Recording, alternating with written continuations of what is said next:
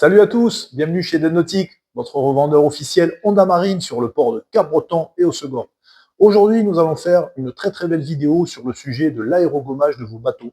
Et je vais vous donner toutes les informations qui sont nécessaires pour que vous puissiez bien comprendre comment fonctionne un aérogommage.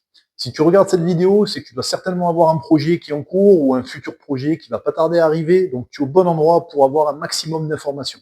Dans cette vidéo, je vais vous amener énormément d'informations sur le thème de l'aérogommage des bateaux. Alors, je parlerai aussi de l'aérogommage de manière générale, mais l'objectif de la vidéo, c'est vraiment de vous amener de l'information sur l'aérogommage naval et des bateaux.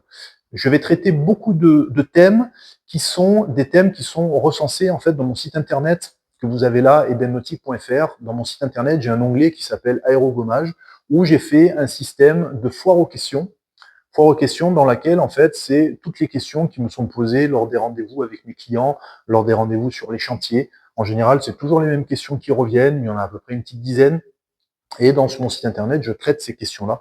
Donc l'objectif aujourd'hui dans cette vidéo, c'est de reprendre toutes ces questions et de les traiter avec vous par oral et de vous expliquer thème par thème comment ça se passe, vous donner de l'information. Et si vous avez des questions, n'hésitez pas après à les mettre en commentaire pour qu'on puisse y répondre. Cette vidéo sera traitée donc au niveau de l'expertise par Eden Nautique, parce que aujourd'hui nous sommes équipés d'une aérogommeuse professionnelle maintenant depuis quelques années, avec laquelle nous travaillons au quotidien. Donc l'entreprise, le chantier naval, a fait le choix de s'équiper de cette machine-là pour venir proposer un service supplémentaire aux clients et pour pouvoir maintenant proposer des projets globaux. Quand on parle de carénage, maintenant on est capable de proposer un projet global. Et comme nous sommes équipés de cette machine d'aérogommage, c'est un sujet que nous traitons toutes les semaines, puisque nous avons différents types de chantiers à réaliser. Donc aujourd'hui, voilà, nous avons des opérateurs qui connaissent bien leur machine, qui connaissent bien les abrasifs et qui sont vraiment qualifiés pour pouvoir faire de l'aérogommage. Donc c'est pour ça que nous faisons cette vidéo, pour vous faire un retour terrain sur notre quotidien et surtout pour vous expliquer comment ça fonctionne, parce que c'est vrai qu'aujourd'hui, sur Internet, il n'existe pas de vidéo sur l'aérogommage naval. Il y a des confrères en fait qui ont fait des explications sur leur site, mais c'est vrai qu'il n'y a pas de vidéo.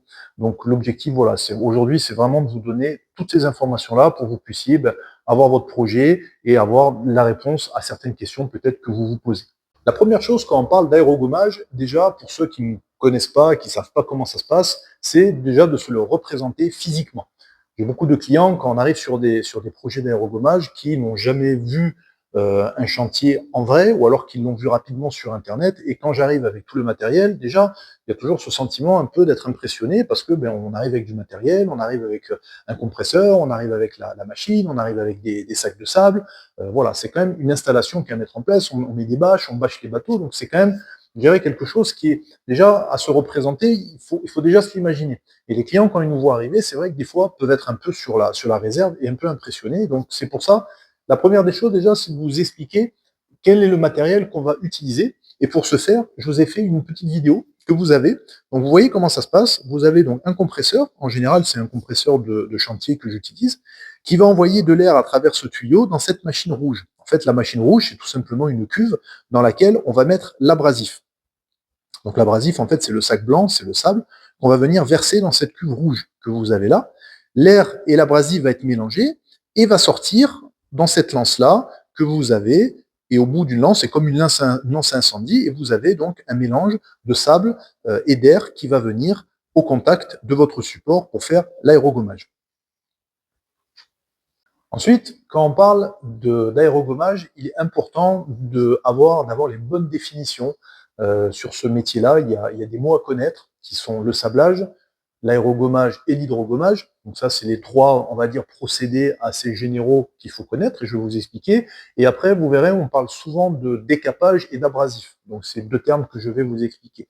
Il y a ces ces 5 définitions qui sont à connaître parce que des fois, les clients emploient un terme pour parler d'un autre et n'ont pas vraiment les bonnes définitions parce que on leur a jamais expliqué. Donc là, ce que je vais faire, c'est que je vais vous donner ces 5 définitions-là, comme ça au moins vous savez de quoi on parle exactement quand on emploie un terme. Déjà, on va parler de sablage. Le sablage, c'est le procédé initial qui était utilisé à l'époque et qui d'ailleurs qui est toujours utilisé, notamment dans l'industrie. C'est un matériel justement qui est une sableuse où vous avez de l'air qui envoie à une puissance très forte, en général on est à 400 km/h, qui projette du sable sur des supports qui sont en général de la ferraille, du fer dans le domaine industriel. Des supports sur lesquels, en fait, on n'a pas de problématique derrière d'aller détériorer le support sur lequel on va projeter. Ça s'appelle le sablage. Okay. Ensuite, vous avez, il y a 15 ans, l'aérogommage qui est apparu. L'aérogommage, c'est du sablage basse pression, donc c'est le même principe, mais on envoie un abrasif à une vitesse qui est beaucoup moins forte, puisque c'est 200 km/h au lieu de 400, et surtout, on va pouvoir intervenir sur des supports beaucoup plus délicats. On va pouvoir intervenir sur du bois, on va pouvoir intervenir par exemple sur les coques des bateaux, on va pouvoir intervenir sur du plastique, sur des supports en fait où on va pas avoir peur de venir abîmer le support.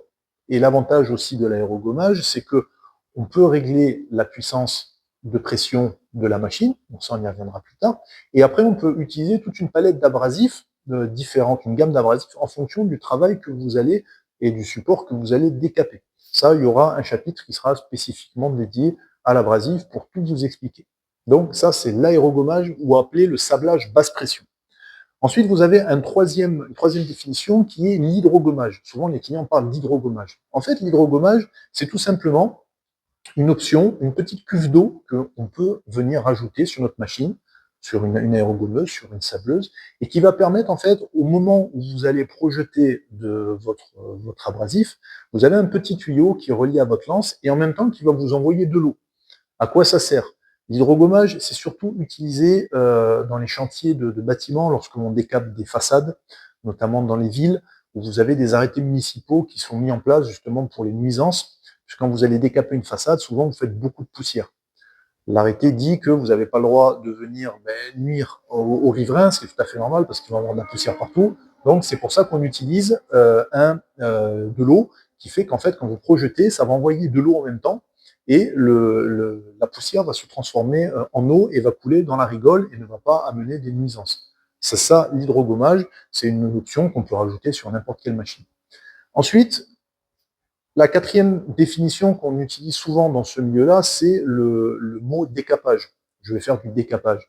En fait, décaper, quand on prend le dictionnaire, c'est une action qui permet d'enlever la couche supérieure que vous avez sur un support. Par exemple, sur un bateau, ça va être de l'antifouling, ça va être du vernis sur du bois. En fait, c'est cette couche supérieure qu'on vient enlever à l'aide d'un procédé qui est l'aérogommage, le sablage ou l'hydrogommage.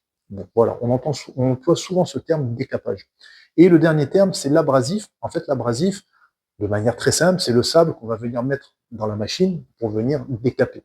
Alors, vous verrez que nous, on n'utilise pas de sable, même si ça y ressemble, on a des abrasifs qui sont bien spécifiques, et je vous expliquerai tout ça après.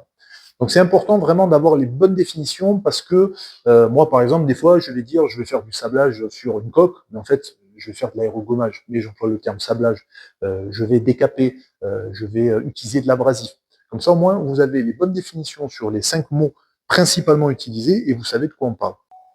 À qui s'adresse l'aérogommage? Quand vous avez un projet de décapage, ça peut s'adresser à toute personne ou toute société qui a un besoin. En fait, c'est déjà d'avoir le besoin. Donc, quand on parle d'aérogommage, ça peut être un particulier qui a un projet de décapage, par exemple sur un meuble, qui souhaite décaper un meuble ou des volets pour les repeindre. Ça peut être une collectivité, par exemple une mairie, qui a des graffitis dans un endroit et qui souhaite en fait qu'on vienne lui enlever les graffitis sans venir abîmer la façade. Donc ça, c'est des demandes qu'on a souvent aussi. Ça peut être un particulier qui nous demande, par exemple, de décaper un portail en fer et qui souhaite après refaire une peinture, un cadre de vélo. Voilà, je dirais, toute utilisation est possible. Et après, comme je dis toujours aux clients, on a, nous, des grandes familles de décapage et de support qu'on a l'habitude de faire, donc les bateaux, le bois, travailler par exemple sur des châssis de voitures. Mais c'est vrai que des fois, on a des supports un peu exotiques sur lesquels on n'a jamais travaillé, et il n'existe pas aujourd'hui un référentiel qui vous dit tel support, ça fonctionne comme ci, ça fonctionne comme ça. Comme je dis toujours, quand il y a quelque chose qu'on ne connaît pas, nous on connaît 90% des applications, mais quand il y en a une qu'on ne connaît pas, moi je dis toujours aux clients, on fait un test, vous regardez, ça vous convient pas, voilà, puisque c'est pas écrit sur le résultat que ça va avoir. Par contre, pour ce qui nous concerne, pour cette vidéo, à qui s'adresse donc l'aérogommage, on va être principalement sur du plaisancier, c'est-à-dire des personnes qui souhaitent décaper l'anti-fouling de leur bateau.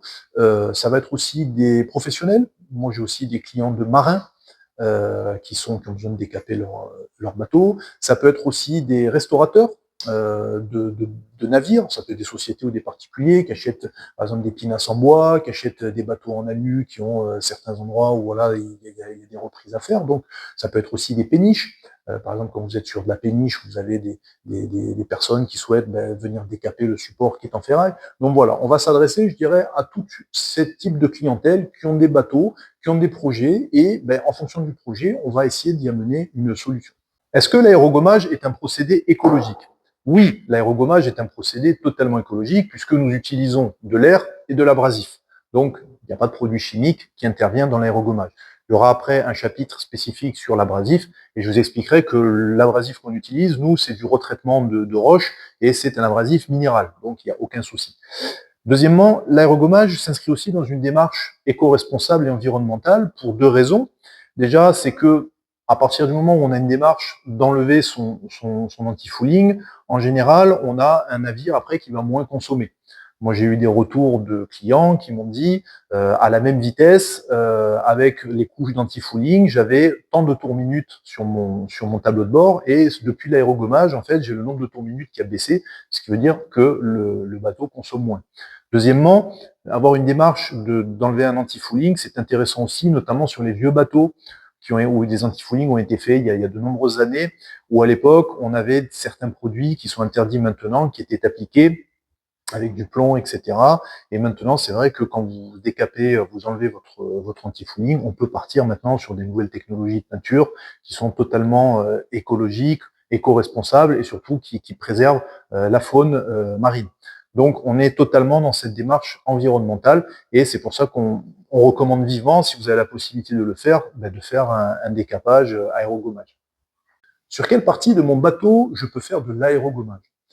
95% de cette vidéo sera, on va parler des œuvres vives, c'est-à-dire de l'anti-fouling. En général, quand on nous consulte, dans la plupart des cas, c'est pour enlever les anti-fouling pour revenir au gel coat. Ça, c'est la majorité des propositions que j'ai. Après, il faut savoir que, comme j'ai expliqué, on peut intervenir sur du bois. Donc, quand on est dans le domaine naval, souvent, vous pouvez avoir sur vos bateaux, vous pouvez avoir des boiseries qu'on peut venir décaper, on peut venir enlever le vernis, revenir en fait au bois brut et repartir sur un projet d'embellissement ou de réparation, de remettre du vernis. On peut après intervenir sur toutes les parties métalliques. Ça m'est déjà arrivé, par exemple, sur une vedette, d'avoir des grilles de ventilation qui étaient peintes, donc avec de l'après et après une peinture. Donc, comme c'était une partie qui était soumise à des fortes températures, le client m'avait demandé de lui sortir les grilles, de venir décaper et de venir repeindre. Donc ça, c'est des projets qu'on peut avoir. Donc je dirais, voilà, tout est possible sur un bateau. À partir du moment où vous avez un décapage à faire, on peut intervenir. Mais c'est vrai que cette vidéo se fera à 95% sur les œuvres vives et sur la partie anti-fouling. Maintenant, nous allons parler de l'abrasif et je vais essayer de vous donner un maximum d'informations sur ce sujet, qui est un sujet qui est très important quand vous faites du décapage, parce que vous avez bien compris, quand vous faites un décapage, vous avez une machine qui décape, et à côté de ça, vous avez de l'air et de l'abrasif. Donc on est vraiment sur un élément qui est important lorsque vous faites de l'aérogommage. Au niveau de ce sujet-là, donc qui est un sujet qui est très vaste, qui peut être très technique aussi, moi je vais vraiment parler de ce que moi j'utilise au quotidien. Chez Edenautique, on utilise deux abrasifs. Un abrasif qui va être très fin, notamment pour des travaux délicats, lorsqu'on a besoin voilà, d'être sur un support où on a besoin d'avoir un peu de finesse, en général du bois par exemple. Et après, on a un abrasif qui est un peu plus costaud pour faire des décapages, par exemple, comme les anti-fouling, comme quand on décape sur du fer. On a besoin de quelque chose quand même avec un peu plus de mordant. Donc moi, je vais parler vraiment de deux abrasifs que j'utilise, parce que des abrasifs, il y a énormément de familles d'abrasifs, avec des utilisations qui sont diverses. Donc là, s'il y a des professionnels ou des particuliers qui ont des expériences, qui n'hésitent pas à la partager en commentaire. Pour l'abrasif que nous utilisons chez Edenautique, nous sommes dans des abrasifs de la famille des abrasifs non métalliques, qui est un abrasif qui fait partie des minéraux. Donc ça, c'est ce qu'on utilise, donc c'est des abrasifs totalement écologiques, comme je vous ai dit. Au niveau de la production de ces abrasifs, ce sont ce qu'on appelle des scories. Des scories, pour ceux qui connaissent, c'est lorsque la lave est en fusion dans des cuves, au bout d'un moment, vous avez une mousse en fait qui va remonter à la surface, une espèce de mousse, Et c'est cette mousse qui est récupérée, qui est refroidie, qui est broyée, concassée, et après qui est passée dans des tamis. C'est exactement comme quand vous avez par exemple du lait que vous faites bouillir, vous avez une mousse qui remonte. Donc le scories, en fait, c'est la même chose. Donc cette mousse est retraitée, passée dans des tamis, et après vous avez sur les tamis différents types d'épaisseur en fonction de la granulométrie qui est souhaitée et de l'épaisseur d'abrasif que vous souhaitez vendre derrière. Donc ça, c'est pour la fabrication. Faut savoir que les abrasifs qu'on utilise, il y a certaines particularités. C'est déjà que ce sont des abrasifs, quand vous les prenez au microscope, c'est des abrasifs qui ont des formes anguleuses, avec des arêtes. Pourquoi? Parce que ça permet d'avoir un pouvoir de décapage qui est plus important. Pour comparer par exemple avec des graines de sable, parce que le sable est beaucoup utilisé dans le décapage, parce que c'est un produit qui est pas cher, un sable par exemple est rond. Alors que nous, notre abrasif a des formes anguleuses qui sont beaucoup plus agressives, entre guillemets, pour venir décaper, qui vont mieux décaper. Un deuxième élément aussi qui m'avait été remonté par les fournisseurs, c'est que lorsque vous utilisez un grain, vous avez des pouvoirs d'impact aussi. Moi, dans les grains que j'utilise, notamment on a un pouvoir d'impact jusqu'à 15 kg, c'est-à-dire quand l'abrasif est projeté sur le support, il peut résister jusqu'à une pression de 15 kg sans être détérioré, c'est-à-dire sans se déformer ou sans éclater. Voilà, donc ça c'est aussi une information qu'on peut avoir. Donc on a quand même des abrasifs, ce qui veut dire que ce sont des abrasifs qui sont quand même résistants à la pression de l'air par lequel il va être projeté. Voilà.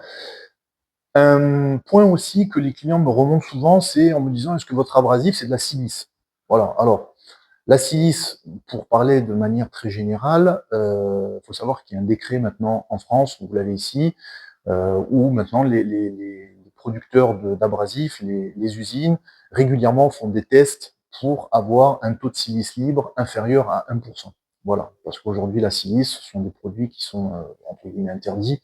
Il y a eu des problématiques de santé avec ça, des maladies qui sont apparues après dans le temps, un peu comme l'amiante. Voilà, donc on est sur des produits qui sont maintenant réglementés, interdits. Donc dans mes abrasifs, il n'y a pas de silice ou un taux qui est excessivement faible, mais en tout cas inférieur au taux légal et réglementaire du décret. Donc voilà, il n'y a pas de silice. Donc c'est pour répondre à cette question qu'on me pose souvent sur le décapage. Donc voilà en tout cas nous les abrasifs que nous utilisons, la famille d'abrasifs, comment ils sont fabriqués, etc. Il faut savoir qu'après dans les abrasifs, il y en a toutes sortes, il y en a énormément. Vous pouvez avoir par exemple du bicarbonate de soude, c'est une espèce de poudre blanche, par exemple, pour ça c'est utilisé pour décaper les pièces mécaniques qui sont un peu grasses, ou des monuments.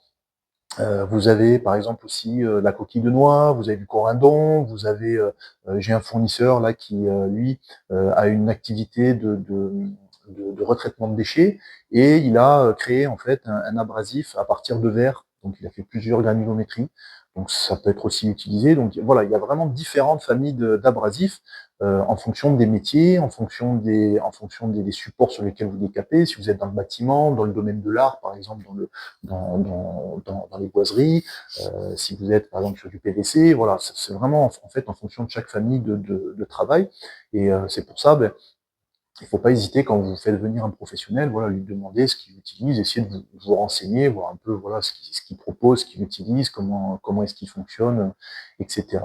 Donc voilà, comme ça au moins maintenant, sur l'abrasif, je dirais que vous avez un peu d'informations.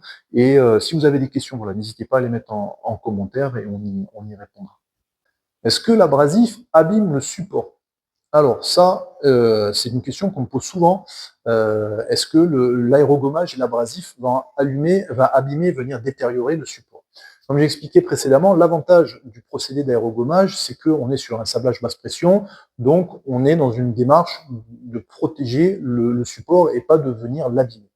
Après, il faut faire attention parce que des fois, sur des supports assez délicats, je vais prendre par exemple l'exemple du bois, c'est déjà arrivé que vous êtes sur des meubles où vous avez de la marqueterie et vous souhaitez en fait enlever vraiment la couche supérieure. Si vous avez l'opérateur qui va mettre une pression trop importante et un abrasif un peu trop gros, il peut venir abîmer la marqueterie puisqu'on est vraiment sur quelque chose de très fin. Concernant les coques de bateau, si vous avez un opérateur par exemple qui met une pression de sablage trop importante, effectivement, il peut des fois venir enlever le gel coat à certains endroits, et ça se passe souvent lorsqu'on fait du décapage d'œuvres vives, c'est que sur des bateaux qui ont 15-20 ans ou plus, souvent vous avez des petites bulles d'osmose qui sont en surface. Alors c'est pas grave du tout, mais vous avez des petites bulles d'osmose, et si vous mettez une pression qui est trop importante, ben forcément vous allez avoir toutes les bulles d'osmose qui vont éclater avec la pression de l'air et de l'abrasif. Donc c'est pour ça, est-ce que l'aérogommage abîme le support? Non, mais après, voilà, il faut avoir quand même un opérateur qualifié qui a l'habitude d'utiliser sa machine et qui a l'habitude de venir régler la puissance de décapage en fonction du support qu'il va utiliser, et aussi avoir, mais connaître aussi l'abrasif et savoir comment son abrasif réagit lorsque on travaille avec. C'est vrai que nous aujourd'hui, chez Eden Nautique, comme on utilise souvent le même abrasif pour les coques, je sais à quelle pression je vais me mettre, et je sais que je ne vais pas abîmer le support, et je sais comment mon abrasif va réagir sur le gel coat, puisqu'on a l'habitude de l'utiliser. Effectivement, si vous avez un opérateur novice ou un particulier qui dit bah, tiens, je vais faire du sablage, qui va prendre une sableuse, qui met du sable dedans, qui n'a pas forcément de connaissances et qui commence à aller sur sa coque, s'il n'y va pas de manière prudente, effectivement, il peut venir endommager son navire. Effectivement. C'est pour ça que c'est bien quand même aussi de faire appel à des professionnels et à des personnes qui ont l'habitude de le faire. Quand faire un aérogommage sur mon bateau? Ça, c'est une question qu'on me pose aussi assez régulièrement. Les clients me posent la question, est-ce qu'il y a un moment où il faut le faire? Comme je dis toujours, je réponds toujours à cette question en me disant il n'y a pas de moment pour faire un aérogommage, ça va vraiment dépendre de chaque projet, de chaque sujet, de chaque bateau. Moi, souvent, j'ai des clients qui font un aérogommage, qui me posent la question aujourd'hui et qui vont faire, je vais leur faire un devis et qui vont partir sur un projet, par exemple, dans 3 ans. Pourquoi? Parce que quand vous faites un aérogommage, déjà, ça coûte de l'argent. Ensuite, il faut avoir dans son timing la capacité d'immobiliser son bateau. Et il faut savoir qu'après, quand vous faites un aérogommage, on va sabler le bateau. Par contre, après, derrière, vous avez tout le traitement de la coque qui va se faire. Vous avez peut-être de l'osmose qu'il va falloir traiter, il va falloir mettre du primaire, de l'anti-fouling. Donc voilà, c'est quand même une organisation qu'il faut prévoir. Et c'est vrai que souvent, les projets ne se font pas comme ça du jour au lendemain. C'est pour ça que je fais cette vidéo. C'est vraiment pour essayer de vous amener de l'information sur ce sujet-là. Donc, quand est-ce que faire un aérogommage? Ça, comme je dis, ça dépend vraiment des projets de chacun.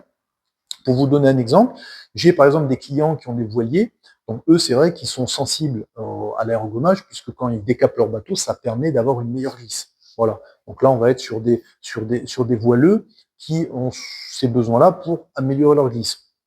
Ensuite, vous avez des clients, par exemple, la dernière fois, moi j'avais un pêcheur, voilà, lui c'était, comme il me disait, ça faisait 14 ans que j'avais le bateau, bon ben à un moment donné, voilà, à force de mettre des couches, je vois que mon bateau, ben, au fur et à mesure, au même nombre de tours minutes, il va de moins en moins vite, donc à un moment donné, c'est quand même bien de le faire.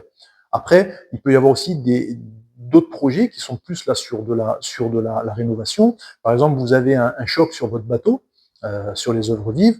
Donc là, on est en droit de se dire, on a un choc, on va être obligé de réparer. Bon, le bateau va être immobilisé. Pourquoi pas en profiter pour faire un aérogommage? On y verra plus clair, on va redémarrer, on va tout faire au carré. Il peut y avoir ce type de projet-là. Il peut y avoir aussi des clients qui ont des problématiques d'osmose, voilà, avec des bateaux avec des belles cloques d'osmose. Donc là, ça peut être intéressant de se dire, on va immobiliser le bateau, on va aérogommer, on va traiter ces bulles, on va bien faire sécher, et après on va partir sur un projet global avec l'époxy, etc. Donc je dirais, il n'y a pas de notion de temporalité spécifique pour faire un aérogommage. Après, c'est vrai que voilà, un bateau qui va arriver sur une dizaine d'années ou 8-10 ans, donc ça veut dire qu'on y a mis 8-10 fois de l'anti-fouling, souvent en 2 couches. On est en droit de se dire, bah tiens, ça serait peut-être sympa d'en profiter, de voir dans quel état est la coque, de profiter de ce moment-là pour le réparer.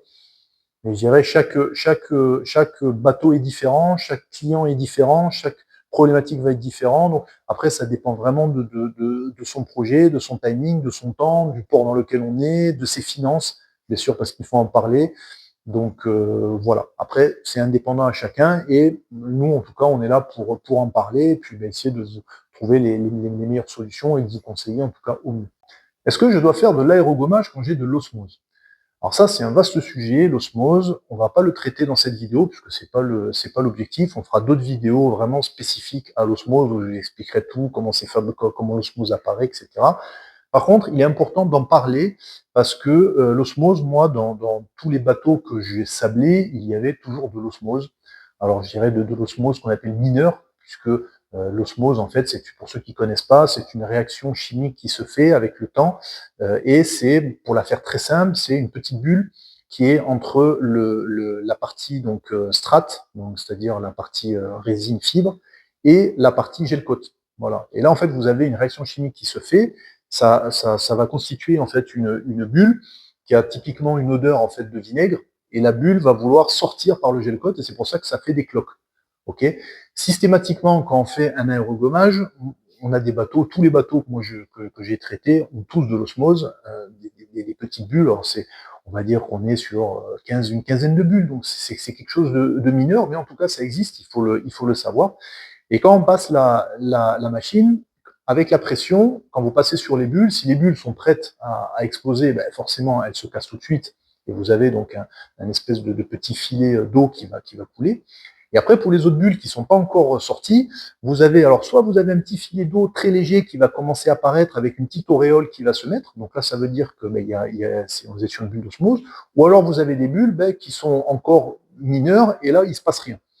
Nous, ce qu'on fait systématiquement, quand on voit ça, on est avec la machine, on appuie un peu plus à cet endroit-là pour qu'en fait, enlever tout le gel coat, pour que la bulle, ben, elle explose, et pour que ça puisse sécher. Il faut savoir que c'est pas grave, puisque comme je l'ai dit, tous les bateaux qu'on fait, on est confronté à cette problématique-là, mais il faut le savoir, lorsque vous faites un aérogommage, si vous avez un peu d'osmose, on va avoir ces problématiques à gérer.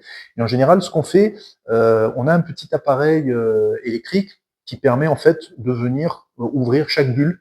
Donc quand on a des bulles ben, qu'on n'arrive pas à venir exploser avec la machine, après ce que je fais en général, je prends une petite demi-heure avec le client quand on se met à deux pour voir les différentes bulles et on vient les ouvrir. Voilà. Et à partir de là, comme ça permet de faire sécher, puisque quand on fait un aérogommage, comme on dit, on revient sur une feuille blanche. Donc si on a un peu d'osmose, autant le traiter maintenant. Ce qu'il faut savoir aussi, c'est que quand on traite quand on est quand on est confronté donc à ces bulles d'osmose, des fois vous avez des bulles en fait qui sont à un stade, je dirais, d'embryon. Donc vous allez faire tout votre traitement et après 2-3 ans après, hop, vous allez avoir une bulle qui va sortir. Vous allez dire ouais, mais j'ai fait un aérogommage, vous l'avez pas vu, etc. Ben non, parce que l'osmose en fait évolue, la réaction chimique évolue et vous pouvez avoir donc des bulles que vous allez voir au moment où on va le faire et après 3, 4, 5 ans après, ben, vous avez une grosse bulle qui va apparaître et en fait on l'aura pas vu avant. C'est normal, c'est pas grave, après ça peut se traiter en fait individuellement, mais voilà, il faut quand même être conscient que lorsque vous faites un décapage, on a cette problématique-là à gérer, donc on sait très bien la gérer, il n'y a pas de souci, c'est un phénomène qui est tout à fait normal, mais c'est pour ça, comme je disais tout à l'heure, il faut prévoir en fait dans son timing quand même la possibilité voilà, de pouvoir stocker son bateau au moins une semaine pour qu'on puisse traiter les bulles d'osmose s'il y en a de manière accélérée. Comme je l'ai dit, on fera d'autres vidéos pour vraiment en parler spécifiquement, pour pouvoir le traiter de manière accélérée et après pouvoir faire toutes les étapes de carénage qui s'imposent derrière. Quelles sont les différentes étapes lorsque je fais un aérogommage? Là, dans ce chapitre, je vais traiter de toutes les étapes de carénage qu'il va y avoir lorsqu'on a un projet d'aérogommage, pour vous montrer en fait que ben, lorsqu'un aérogommage, ça correspond à 50% du travail, et vous avez tout un travail préparatoire et un travail après l'aérogommage. Voilà, tout ça pour vous montrer que lorsque on propose, quand on fait un projet d'aérogommage, voilà, c'est quelque chose qui se réfléchit dans le timing, c'est quelque chose qui se réfléchit aussi financièrement, parce qu'on a quand même des produits à acheter. On a aussi une immobilisation du bateau à prévoir. Donc, c'est pour vous expliquer toutes ces étapes-là. Le protocole que je vous présentais, c'est un protocole qui se fait en général dans 80% des cas. On est sur le même cheminement. Alors, la première étape, déjà, c'est de sortir le bateau de l'eau ou de le mettre sur berre. Voilà, vous avez un bateau dans l'eau, vous le mettez sur berre. S'il est sur remorque, vous le mettez sur berre. Déjà, il faut le préparer pour pouvoir qu'on puisse travailler dessus. Ensuite, il faut nettoyer le bateau. En général, c'est avec un nettoyeur haute pression. On vient nettoyer la coque, on vient la mettre, enlever tout ce qui est coquillage, algues, pour que vous ayez une coque qui soit propre et que vous ayez une coque qui soit sèche. Voilà. Une fois que tout ça est bon, on a un travail de préparation du chantier. C'est exactement comme quand vous faites des travaux chez vous, comme dans le bâtiment, c'est exactement les mêmes étapes. Là, on a un travail maintenant de préparation. Préparation, c'est-à-dire un travail de protection du chantier, du bateau. Là, on va faire donc toute la ligne de flottaison, on va venir protéger, donc, par exemple, si vous avez des passecoques, des sondes, des sondeurs, si vous avez un propulseur d'étrave, si vous avez un moteur à bord, par exemple, on viendra protéger tout ce qui est trim, vérin, etc. Voilà, pour que ce soit protégé au maximum. Une fois que ça c'est fait, si on est sur une zone où on nous le demande, on vient bâcher le bateau entièrement pour que toute la poussière qu'on va mettre reste sous le bateau. Si on peut aussi, on va bâcher le sol, ça évitera lorsqu'on a fini de passer le balai partout. Voilà, donc là on a préparé, je dirais, son chantier. Une fois que ça c'est fait, on fait l'aérogommage, donc là on fait notre prestation d'aérogommage qui va prendre au moins une journée. Une fois que la prestation d'aérogommage est faite, il y a toute la partie nettoyage. Donc déjà nettoyage de l'abrasif qu'on a mis partout. Ça, il faut le sortir, hein. Surtout si on a mis 4, 5, 6, 10 sacs d'abrasif, il faut tout le nettoyer et l'amener en déchetterie.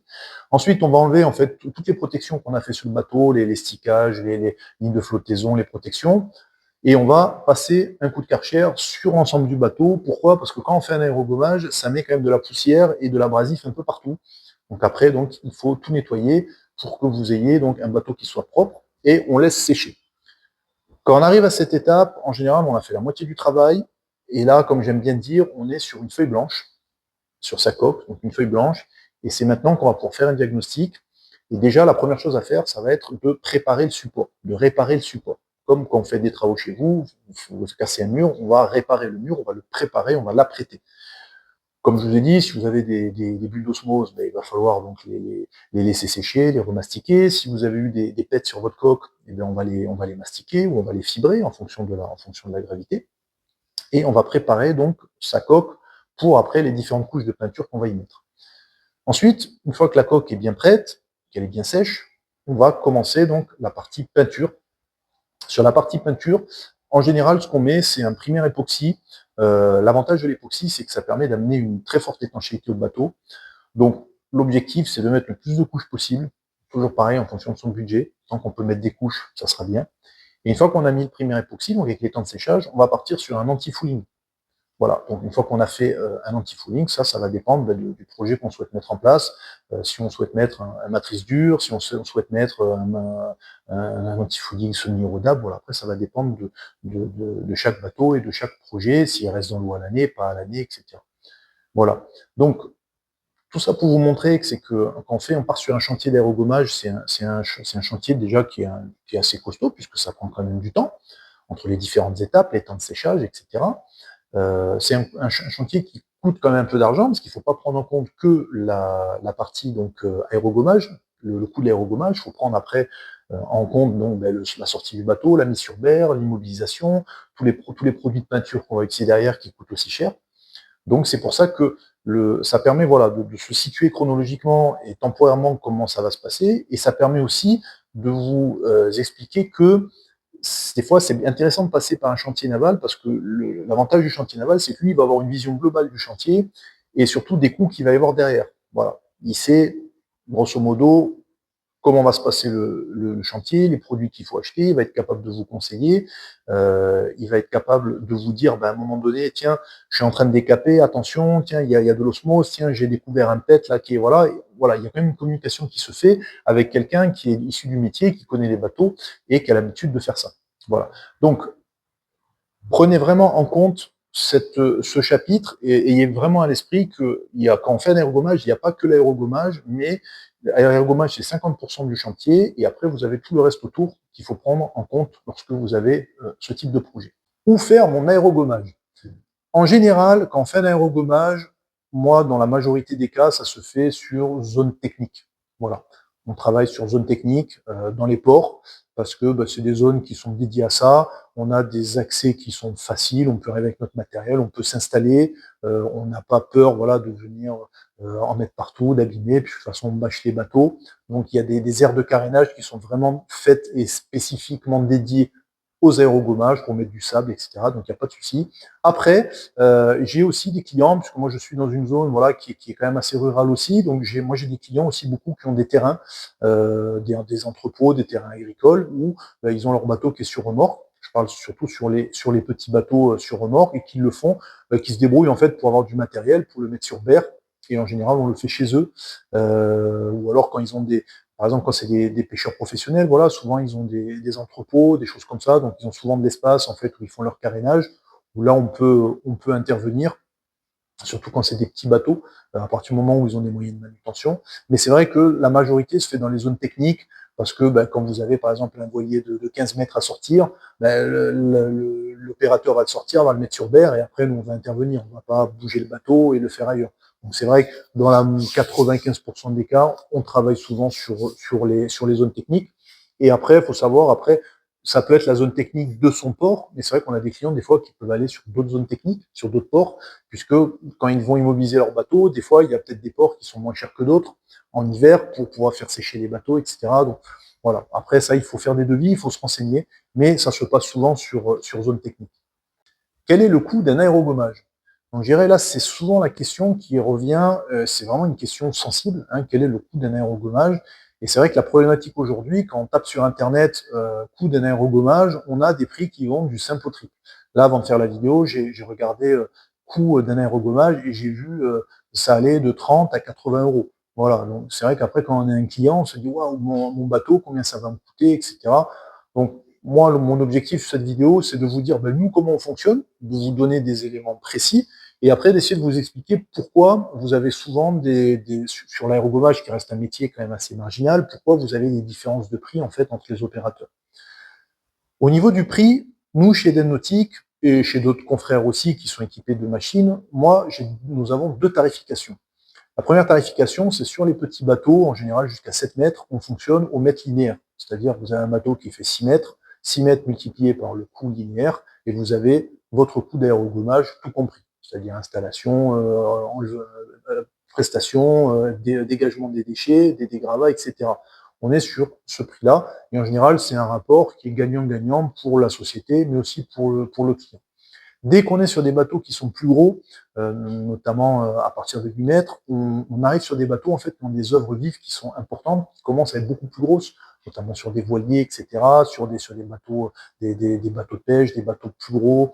Donc on est sur des œuvres vives qui sont beaucoup plus grosses, et là, on a l'habitude de fonctionner au mètre carré.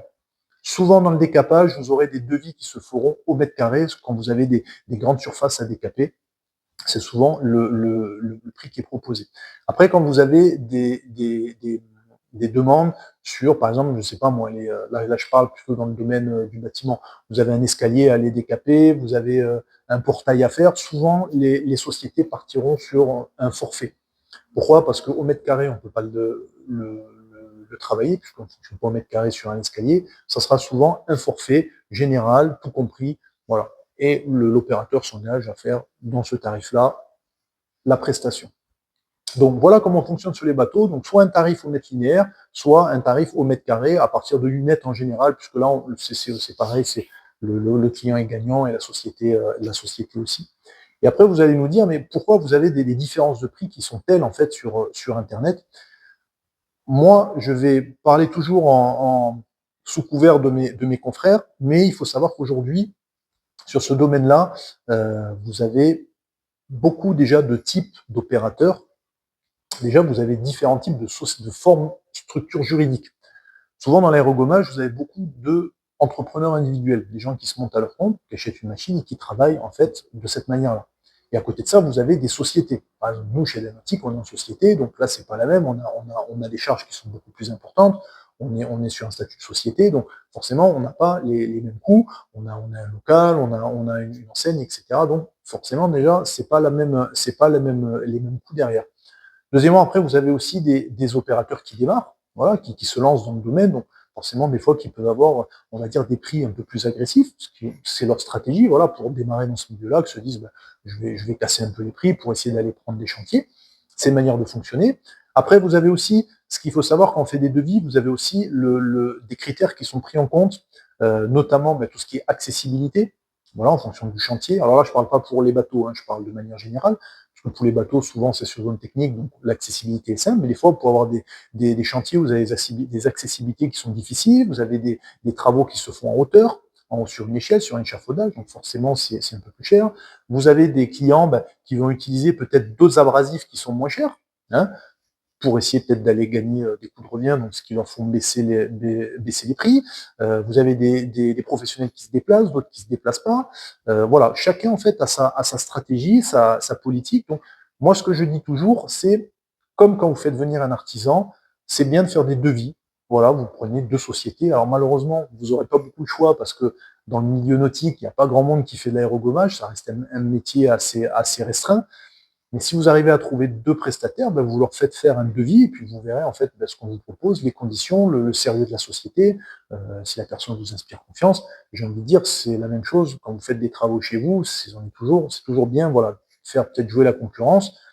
Même si dans l'aérogommage, il n'y a pas vraiment de concurrence, puisque voilà, tous les prestataires se connaissent, on connaît le travail, donc on est tous à peu près au même prix, on sait comment ça se passe. Mais si vous avez la possibilité, n'hésitez pas. Et c'est peut-être après ce qui expliquera les différences de prix que vous pouvez trouver entre différents opérateurs. Est-ce que je peux faire mon aérogommage moi-même? La réponse est oui. Bien entendu, si vous êtes motivé, vous pouvez faire votre aérogommage vous-même. Par contre, mon rôle et l'objectif de cette vidéo, c'est de vous expliquer les contraintes que vous allez rencontrer.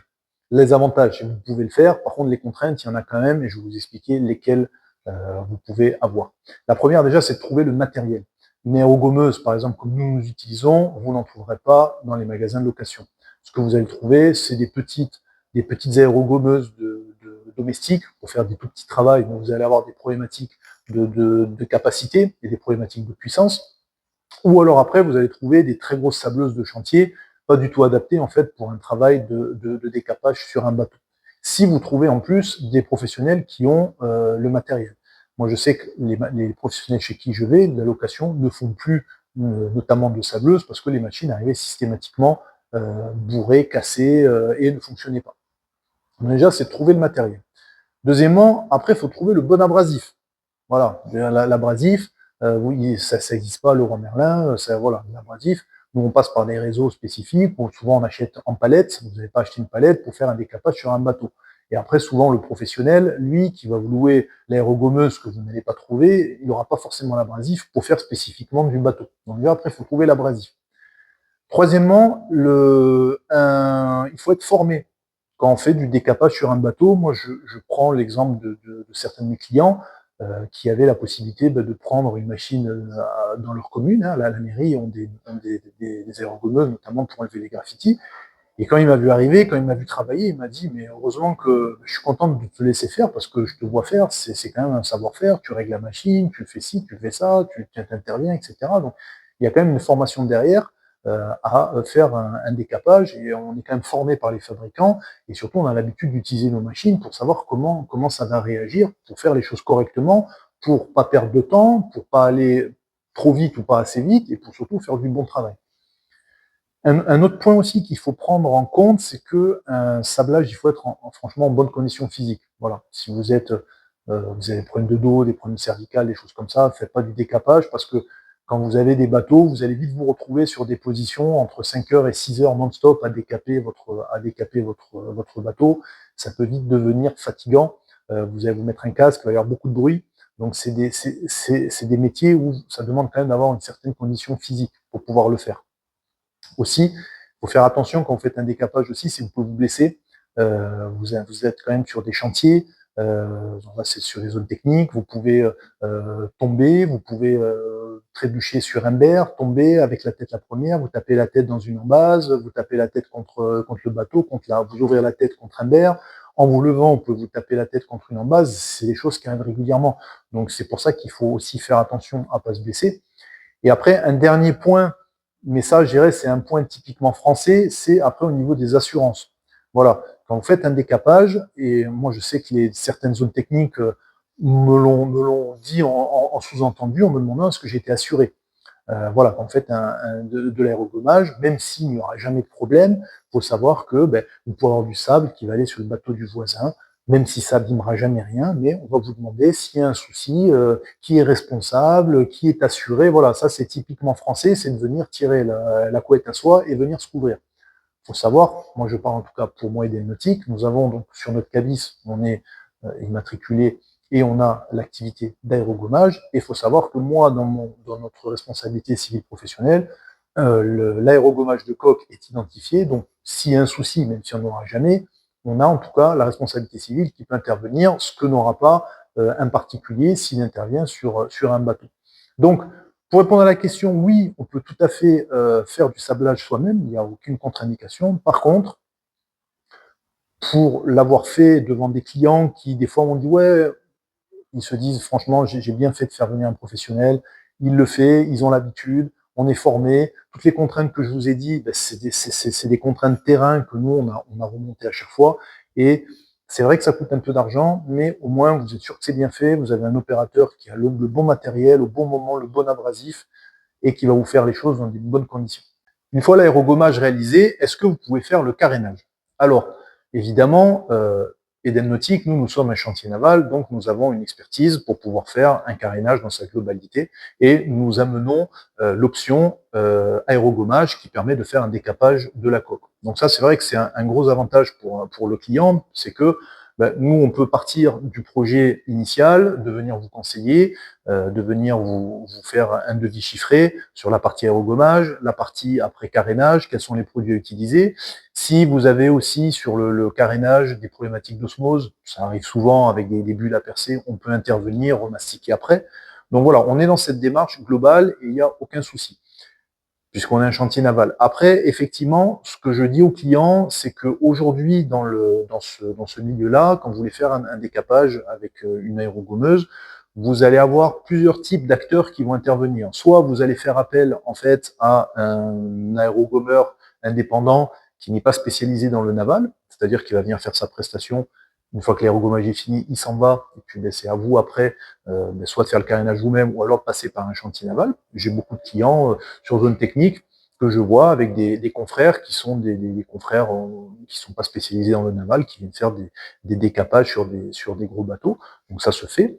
Et après, vous avez la possibilité de contacter donc des chantiers navals qui font de l'aérogommage. Et dans cette gamme dans cette cible d'entreprises, vous avez deux types d'entreprises. Vous avez donc les entreprises qui font de l'aérogommage, qui louent des machines et qui proposent cette prestation-là et qui vont faire 2-3 décapages dans l'année. Donc après, c'est de se dire, ce sont des professionnels qui sont très compétents, mais c'est vrai que la machine, ils font pas ça souvent, donc est-ce que après ils seront vraiment qualifiés, vraiment à l'aise, ils connaîtront bien leur machine, les abrasifs, etc. pour faire ce travail-là. Et après vous avez les chantiers navals, par exemple comme Eden Nautique, où nous sommes carrément propriétaires de notre machine. Et comme je vous ai dit, c'est du décapage, on en fait toutes les semaines sur différents types de chantiers. Et c'est vrai que la machine, nous la connaissons par cœur, nous connaissons nos abrasifs. Et je pense que sur ce sujet-là, nous amenons quand même une expertise et une qualification de l'opérateur qui est quand même avancée. Après, je le répète encore une fois, c'est le client qui décide. Le client, nous, l'objectif de cette vidéo, c'est de vous amener de l'information, de vous expliquer un peu comment ça se passe. Après, le client, j'ai envie de dire, c'est lui qui prend sa décision. Moi, ce que je recommande toujours, je reviens toujours là-dessus, c'est de contacter une ou deux sociétés pour voir un peu comment ça se passe. C'est comme quand vous faites des travaux chez vous, soit vous passez par un maître d'œuvre qui va vous gérer la globalité du chantier, soit vous passez par différents corps d'État, vous contactez un plombier, vous contactez un électricien, un plaquiste, un peintre, etc. Et vous fonctionnez comme ça. Après, chacun, j'ai envie de dire, est libre sur son fonctionnement et chacun est libre de travailler avec qui il a envie de travailler. Voilà, donc là, nous avons fait le tour des questions qui me sont en général posées. J'espère que cette vidéo vous a intéressé. S'il y a des questions, comme j'ai dit, n'hésitez pas à les poser dans les commentaires, on y répondra. N'hésitez pas à nous appeler aussi si vous avez des questions. N'hésitez pas à contacter aussi vos confrères locaux.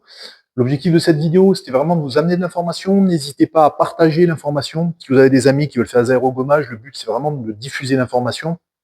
N'hésitez pas, si cette vidéo vous intéressait, à mettre un like, vous abonner à la chaîne, parce qu'il y aura plein d'autres vidéos qui vont venir, des vidéos qui vont traiter donc des sujets simples avec des conseils de professionnels.